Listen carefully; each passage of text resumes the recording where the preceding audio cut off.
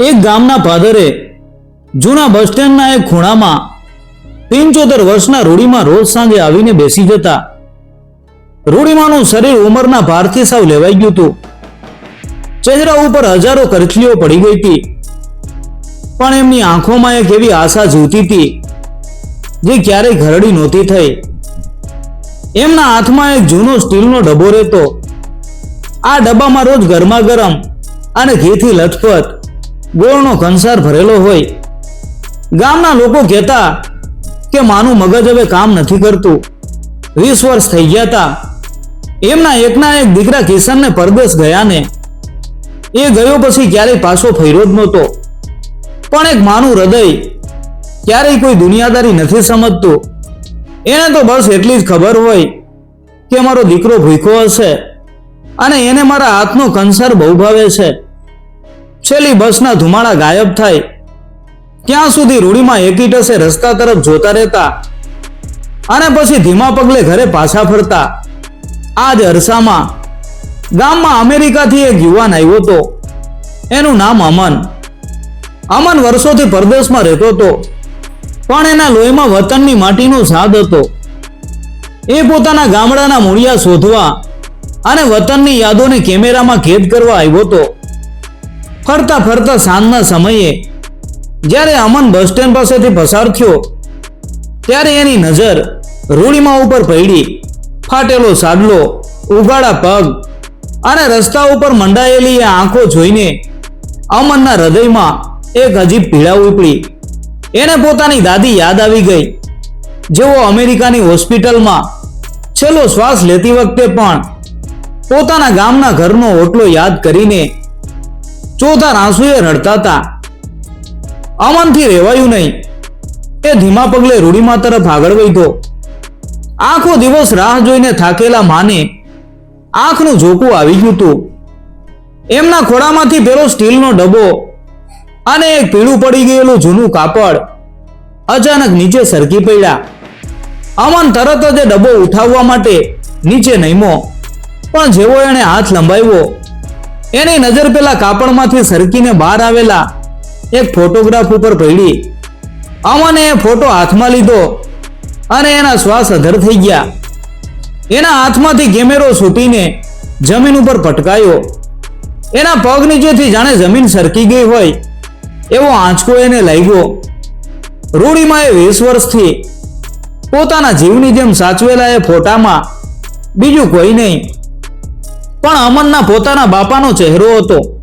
એ જ બાપ જેણે અમેરિકામાં અમનને આખી જિંદગી એવું જ કહ્યું હતું કે દુનિયામાં એમનું કોઈ નથી અને તેઓ સાવ અનાથ છે. તો પછી આ ગામડાની વૃદ્ધ મા પાસે એમના બાપનો ફોટો ક્યાંથી આવ્યો? અમનના હાથમાં રહેલો ફોટો પવનથી થોડો ધ્રુજતો હતો, પણ એનાથી વધારે ધ્રુજારી અમનના આખા શરીરમાં હતી. એની આંખો સામે અમેરિકાના આલિશાન બંગલામાં બેઠેલા એના પિતા, જેને એ ડેડી કહેતો હતો, એમનો હસતો ચહેરો તરવરી રહ્યો હતો. અરે બેટા, દુનિયામાં મારું કોઈ નથી. હું તો અનાથ આશ્રમમાં મોટો થયો છું. પિતાના આ શબ્દો અમનના કાનમાં પડઘાવા લાગ્યા. ત્યાં જ અચાનક રૂડીમાં ઝબકીને જાગી ગયા. એણે જોયું કે પોતાનો જીવથી વાલો ડબ્બો અને ફોટો એક અજાણ્યા છોકરાના હાથમાં છે. એ તરત જ આગળ વધ્યા અને અમન પાસેથી ફોટો છીનવી લીધો. એલા ભાઈ, આ મારા કિશનનો ફોટો છે. મારો દીકરો છે, બહુ ડાયો છે, શહેરમાં પૈસા કમાવા ગયો છે. એણે કીધું છે કે માં, તું ચિંતા ના કરતી, હું તારા માટે મોટું ઘર બનાવીશ. બસ હવે એ આવતો જ હશે. રૂડીમાં એ ફોટાને પોતાની છાતી સરસો ચાપી દીધો અને રડમસ અવાજે બોલ્યા. અમનની આંખોમાંથી આંસુની ધારા છૂટી ગઈ. એને સમજ નહોતી પડતી કે શું બોલે. જે સ્ત્રીની સામે ઊભો તો એ બીજી કોઈ નહીં પણ એની દાદી હતી. રૂડીમાં એ અમનની આંખોમાં જોઈ એક માનું હૃદય તરત જ પીગળી ગયું. એમને લાગ્યું કે આ પરદેશી છોકરો ભૂખ્યો હશે. એમણે પેલો સ્ટીલનો ડબ્બો ખોલ્યો અને પોતાના હાથે એમાંથી થોડો ગોળનો કંસાર કાઢીને અમન સામે ધર્યો. લે બેટા, ખાઈ લે, સવારનો ભૂખ્યો લાગે છે. મારા કિશનને પણ આ કંસાર બહુ ભાવતો, તું ખા દીકરા. અમનથી ના ન કહેવાય. એણે આંસુ લૂછતા લૂછતા એ કંસારનો કોળિયો મોઢામાં મૂક્યો અને એ જ ક્ષણે એના હૃદયમાં એક મોટો ધ્રાસકો પડ્યો. આ એ જ સ્વાદ હતો જે એના પિતા અમેરિકામાં ક્યારેક ક્યારેક રાત્રે છુપાઈને બનાવતા અને ખાતા ખાતા રડતા હતા. અમનને હવે 100% ખાતરી થઈ ગઈ કે આ એ જ એનું મૂળિયું છે. અમન રૂડીમાનો હાથ પકડીને એમને એમના ઘરે મૂકવા ગયો. ઘરમાં પગ મૂકતા જ અમન ફાટી આંખે જોઈ રહ્યો. આખા ઘરની દિવાલો ઉપર કિશનના બાળપણના ફોટા, એના રમકડા અને એની જૂની ચોપડીઓ એવી રીતે સાચવીને રાખી હતી જાણે કોઈ મંદિરમાં ભગવાનની મૂર્તિ રાખી હોય. 20 વર્ષથી આ માં પોતાના દીકરાની યાદોમાં જ જીવતી હતી. એક બાજુ અમેરિકામાં કરોડોની સંપત્તિ અને બીજી બાજુ અહીં ગામડામાં એક માં પોતાના દીકરા માટે તડપી રહી હતી. અમનથી હવે આ સહન ન થયું. એણે તરત જ પોતાનો ફોન કાઢ્યો અને અમેરિકા પોતાના પિતાને વિડીયો કોલ કર્યો. ત્યાં સવાર પડી રહી હતી. પિતાએ હસતા હસતા ફોન ઉપાડ્યો. હાય દીકરા, કેવું ચાલે છે ઇન્ડિયામાં? મજા આવે છે ને? અમન ચોધાર આંસુએ રડતો હતો. એણે ફોનનો કેમેરો ફેરવીને સામે ખાટલા ઉપર બેઠેલા રૂડીમાં અને પેલી દિવાલો બતાવી કે ડેડી, તમે આખી જિંદગી ખોટું કેમ બોલ્યા? જુઓ આ કોણ છે? આ તમારી માં છે ને? એ આજે બસ સ્ટેન્ડ ઉપર ડબ્બો લઈને તમારી રાહ જુએ છે. સામે છેડે અમેરિકામાં બેઠેલા પિતાના હાથમાંથી કોફીનો કપ નીચે પડી ગયો હતો. પણ પછી પિતાના ચહેરા ઉપર જે ભાવ આવ્યા એ જોઈને અમન થીજી ગયો. પિતાના ચહેરા ઉપર કોઈ પસ્તાવો કે દુઃખ નહોતું, પણ એક ભયંકર ગુસ્સો હતો. અમન, ફોન કાપ હમણાં ને હમણાં અને એ સ્ત્રીથી દૂર રહે. એ મારી માં નથી. પિતાના શબ્દો પૂરા થાય એ પહેલા જ અમનના ફોનમાં પાછળથી એક એવો અવાજ આવ્યો કે અમનનો શ્વાસ થંભી ગયો. એ અવાજ સાંભળીને ખાટલા ઉપર બેઠેલા રૂડીમાના હાથમાંથી સ્ટીલનો ડબ્બો નીચે પડી ગયો. ફોનની સ્ક્રીન ઉપરથી આવતો એ અવાજ સાંભળીને એ નાનકડી ઝૂંપડીમાં જાણે સ્મશાન જેવી શાંતિ છવાઈ ગઈ. એ અવાજ બીજું કોઈ નહીં પણ અમનની મમ્મીનો હતો. અમેરિકામાં પોતાને એલિસ કહેવડાવતી અને હંમેશા અંગ્રેજીમાં જ વાત કરતી એની મમ્મી અચાનક કાઠિયાવાડી બોલીમાં કહી રહી હતી કે કિશન, શું થયું છે? આ કોનો ફોન છે અને તમે આમ રડો છો કેમ? આ અવાજ સાંભળીને જ રૂડીમાના હાથમાંથી કંસારનો ડબ્બો જમીન ઉપર છૂટી ગયો હતો. જમીન ઉપર ઢોળાયેલા કંસારની સુગંધ માટીની સોડમ સાથે ભળી ગઈ. અમનનું મગજ કામ કરતું બંધ થઈ ગયું. એને સમજાઈ ગયું કે એના મા બાપ 20 વર્ષથી એક મોટું જૂઠાણું ચલાવી રહ્યા હતા. તરત જ અમેરિકાથી ફોન કપાઈ ગયો. રૂડીમાની આંખોમાંથી આંસુની ધાર અટકવાનું નામ નહોતી લેતી. અમન કઈ પૂછે એ પેલા જ માં ધીમા પગલે ઝૂંપડીના એક અંધારા ખૂણામાં ગયા. ત્યાં એક જૂનો લાકડાનો પટારો પડ્યો હતો. માએ પોતાના હાથે એ પટારાનું તાળું ખોલ્યું. અમન ફાટી આંખે જોઈ રહ્યો હતો.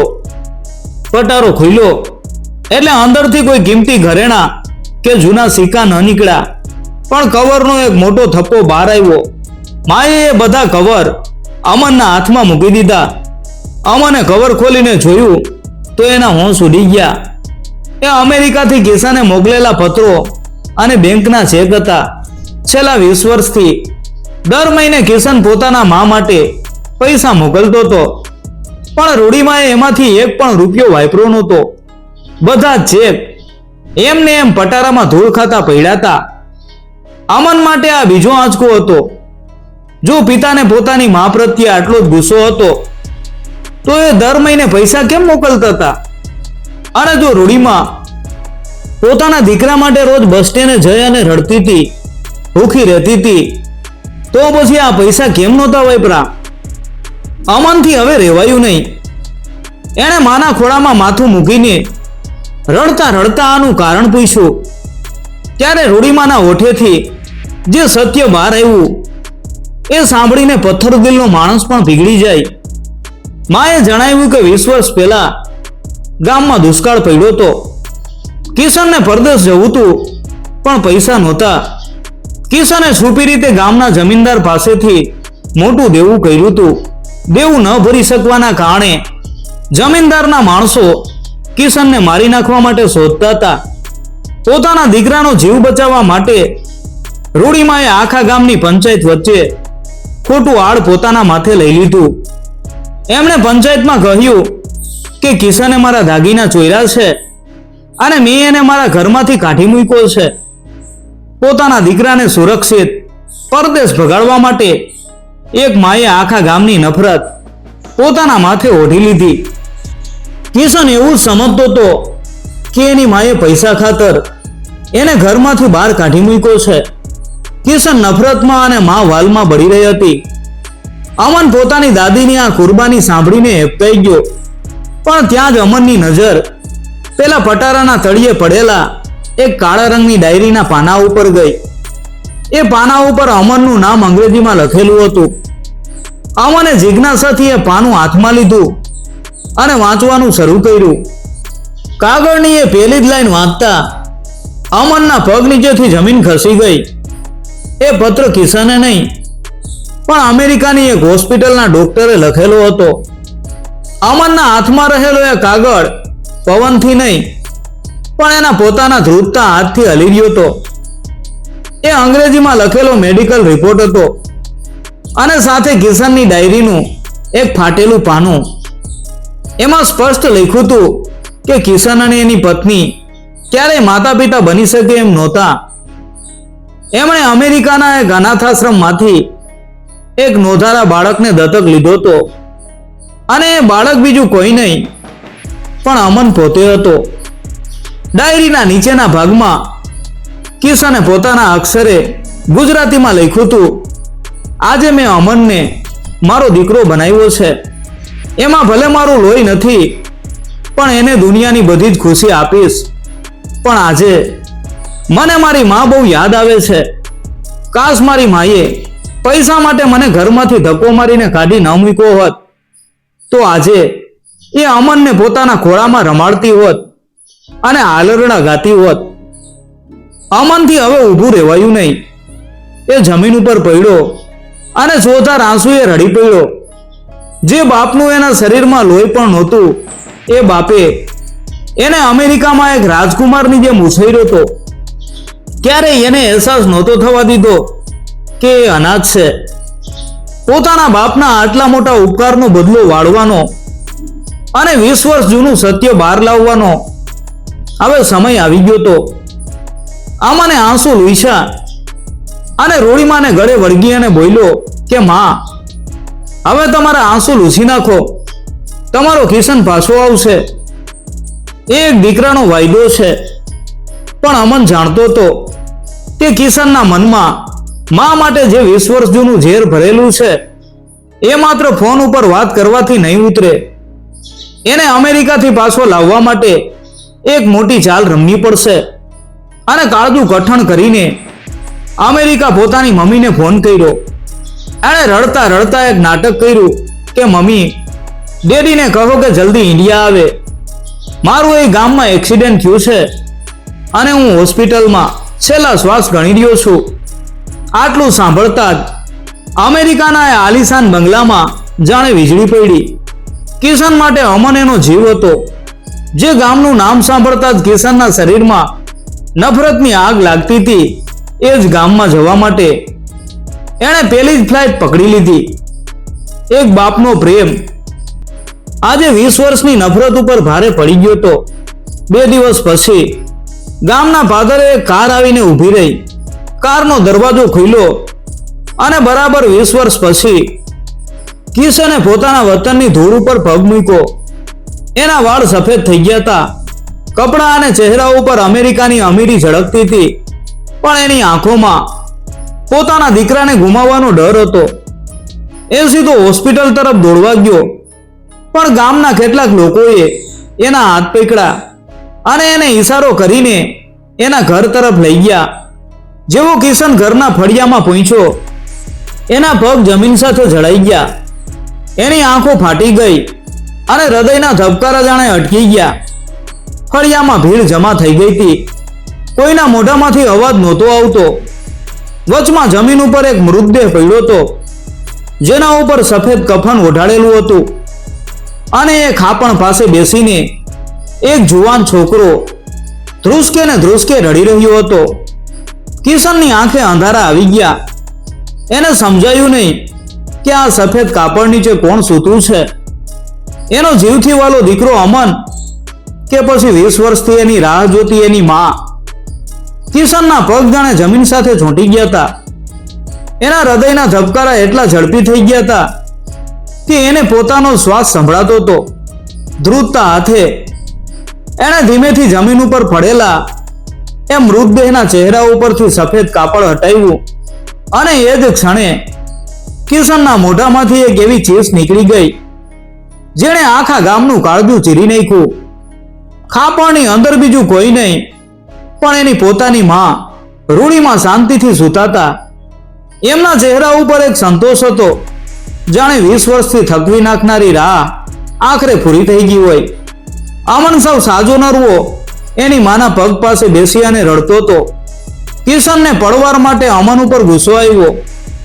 તે મારી સામે આવું ખોટું કેમ બોલ્યું અમન? તને કાંઈ નથી થયું. અને આ સ્ત્રી? કિશનનો અવાજ હજુ પણ નફરતથી ભરેલો હતો, પણ અમન કાંઈ બોલ્યો નહીં. એણે ઊભા થઈને પેલો લાકડાનો પટારો એના પિતાના હાથમાં મૂકી દીધો. પટારો ખોલતા જ કિશન ફાટી આંખે જોઈ રહ્યો. અંદર એના જ મોકલેલા 20 વર્ષના બધા જ બેંકના ચેક એમને એમ ધૂળ ખાતા પડ્યા હતા. એક પણ રૂપિયો માએ વાપર્યો નહોતો. અમને ધીમા અવાજે કહ્યું કે ડેડી, આ માએ પૈસા માટે તમને ઘરની બહાર નહોતા કાઢ્યા. જમીનદારના માણસો તમને મારી નાખવા શોધતા હતા. તમારો જીવ બચાવવા આ માએ ચોરીનું આડ પોતાના માથે લીધું હતું. આખા ગામની ગાળો ખાધી, પણ તમારા ઉપર આંચ ના આવવા દીધી, અને તમે એમને નફરત કરતા રહ્યા. આ માં રોજ બસ સ્ટેન્ડે તમારા માટે કંસાર લઈને તમારી રાહ જોતી હતી. આ શબ્દો સાંભળતા જ કિશનના હાથમાંથી પટારો નીચે પડી ગયો. 20 વર્ષનો અહંકાર, ક્રોધ અને અમેરિકાની કમાણીનું અભિમાન એક જ પળમાં રાખ થઈ ગયું. કિશન જમીન ઉપર પટકાયો અને પોતાની માના શરીરને ગળે વળગાડી અને એક નાના બાળકની જેમ ધ્રુસકે ને ધ્રુસકે રડવા લાગ્યો. મને માફ કરી દે માં, હું બહુ મોડો પડ્યો. તારો કિશન પાછો આવી ગયો છે માં. એકવાર આંખો ખોલ. પણ હવે બહુ મોડું થઈ ગયું હતું. સમય અને શ્વાસ ક્યારેય કોઈની રાહ નથી જોતા. એ જ વખતે અમને પોતાના ખિસ્સામાંથી પેલો હોસ્પિટલનો કાગળ કાઢીને કિશનની સામે ધર્યો કે ડેડી, મારા શરીરમાં તમારું લોહી નથી, તોય તમે મને અનાથમાંથી તમારો દીકરો બનાવીને દુનિયાની બધી ખુશી આપી. તો પછી જે માના લોહીથી તમારું શરીર બન્યું છે એ માં તમારું ખરાબ કઈ રીતે ઈચ્છી શકે? પ્રેમ અને સંબંધ લોહીથી નહીં, લાગણીથી બંધાય છે. અમનની વાત સાંભળીને ત્યાં ઉભેલા લોકોની આંખોમાંથી પણ આંસુ વહેવા લાગ્યા. એક દીકરાએ અમેરિકામાં બેસીને અબજો રૂપિયા કમાઈ લીધા હતા, પણ આજે એની માની લાશ પાસે એ દુનિયાનો સૌથી ગરીબ માણસ બની ગયો હતો. સાંજના સમયે જ્યારે કિશને પોતાની માની ચિતાને અગ્નિદાહ આપ્યો, ત્યારે એ ચિતાની આગ કરતા એના હૃદયમાં પસ્તાવાની આગ વધારે ભડકે બળતી હતી. એને સમજાઈ ગયું હતું કે એણે શું ગુમાવ્યું છે.